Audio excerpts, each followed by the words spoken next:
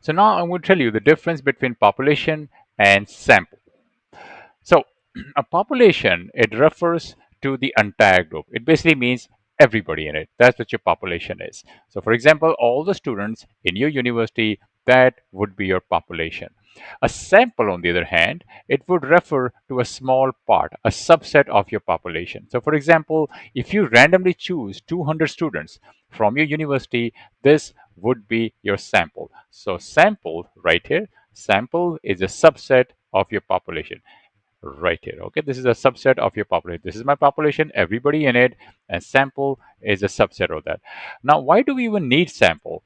Well, sometimes it is not possible. It is not possible to actually get or read the entire population. It is not practical. For example, if you're trying to measure the height of people on planet Earth, one way to do is contact every single person and find out their height. So you contact every single man and you try to find their height. That's not possible. In that case, you study with a sample. You work with the sample, and from the sample, you figure out the average height of people on planet Earth. Then there's a parameter and statistics.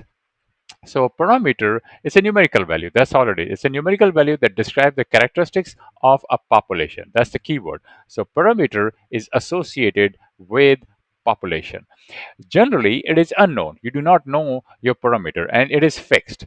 And they use the Greek letter, generally mu, sigma, rho. These are the Greek letters that is used to describe the parameter. So for example, a population mean, that's your parameter right here. So population mean would be the average height of all students at the university. That would be your population mean. That would be your parameter. Statistics on the other hand, right here, statistics, which is right there.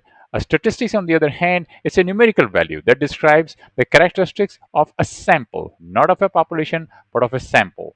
And it is computed from the sample data. So it's not computed from your whole population, it is computed from your sample data, and it is mainly a rough guess. It's an estimate of the population parameter. So by studying your sample, you make a guess about your population parameter.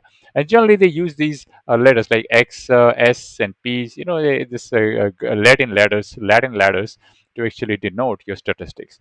So an example would be a sample mean, okay, not the population mean, but the sample mean. This would be the average height of 200 students. Not everybody, but just 200 students.